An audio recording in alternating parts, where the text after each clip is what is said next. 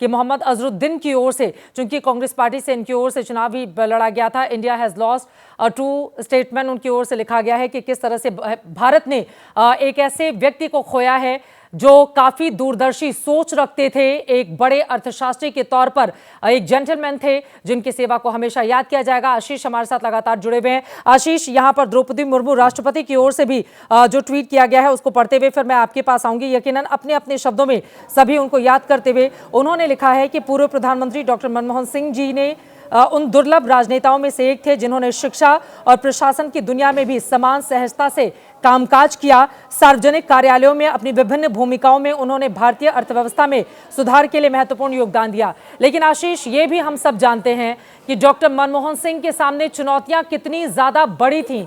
हमेशा उन्हें कठिन सवालों के जवाब देने के लिए आगे किया जाता था और उतनी ही सहजता से वो सबका सामना करते थे। आशीष, देखिए, इकोनॉमिक स्लोडाउन भी आप बिल्कुल ठीक कह रही हैं, बहुत चुनौतीपूर्ण उनका कार्यकाल रहा था। हमने देखा था 2008-2009 के करीब जिस तरह से इकोनॉमिक स्लोडाउन हुआ था, उसको कैसे उन्होंने अपनी इंटेलिजेंस के साथ उसको हैंडल किया कि भारत उन चुनिंदा कुछ देशों में बचा था चित्रा, जिस पर उसका इम्पैक्ट बहुत ज़्यादा नहीं आया था। सिर्फ अर्थव्यवस्था ही नहीं, उनकी जो डिप्लोमेटिक एक्यूमेन थी, जो फॉरेन पॉलिसी थी, वो भी आप याद करें बहुत ज़्यादा सराही जाती है। चाहे वो हुर्रियत के साथ आउटरीच का, हालांकि ठीक है, उसको लेकर के बहुत आर्ग्यूमेंट रहते हैं कि डॉक्टर मनमोहन सिंह की वो पहल जो थी वो ठीक थी कि नहीं थी। मुझे अभी भी याद है कि मैं उनके साथ ट्रैवल कर रहा था मालदीव्स में, जब उनकी मुलाकात हुई थी। पाकिस्तान के तब के प्राइम मिनिस्टर यूसुफ रज़ा गिलानी वहाँ पर मौजूद थे और मुझे याद है कि एक कमरे के अंदर दोनों की मुलाकात हुई। उसके बाद दोनों ने अपने फॉरेन सेक्रेटरीज़ को बुला करके कागज़ के 2 टुकड़े पकड़ा दिए कि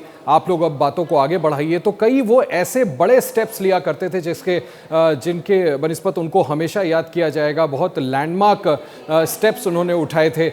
जब यूपीए और लेफ्ट की सरकार थी, उस दौरान आप याद करिए कितने चैलेंजेस आने थे। कहने को लेफ्ट फ्रंट उनका सपोर्ट जरूर कर रहा था, लेकिन कई ऐसे इकोनॉमिक डिसीजंस होते थे जिसको लेकर के हमेशा चेक्स और उस तरह से लेफ्ट फ्रंट को उनको टैकल करना पड़ता था। जब उनकी सरकार गई, न्यूक्लियर डील जिसका जिक्र मैं आपसे पहले कर रहा था, माफ कीजिएगा, सरकार नहीं गई थी, लेफ्ट ने समर्थन वापस लिया था, फिर समाजवादी पार्टी ने उनको सपोर्ट कर दिया था। उस समय कैश फॉर वोट कांड जो संसद में हमने देखा था, वो उनके कार्यकाल की एक बहुत बड़ी चुनौती थी जिससे नेविगेट करके किसी तरह से बाहर निकले थे। तो कुल मिला के हम कह सकते हैं कि एक बहुत बड़े पॉलिटिकल स्टालवर्ड थे, जिनकी फॉरेन पॉलिसी हो, जिनकी डिफेंस पॉलिसी, आप ग्लोबल लीडर्स के साथ उनका रिश्ता याद करें, चाहे वो एंगेला मर्केल हो, चाहे वो बराक ओबामा हो, या चाहे व्लादिमीर पुतिन हो, चाहे विश्व के कोई भी बड़े इन्फ्लुएंशियल पावरफुल नेता हो, चाइना के साथ उनके रिलेशनशिप अगर हम याद करें, तो निश्चित तौर पर बहुत से ऐसी चीजें हैं चित्रा जिसका क्रेडिट डॉक्टर मनमोहन सिंह को जाता है। और शायद इसी वजह से आज उनका इस दुनिया से साल जाते जाते हमें ये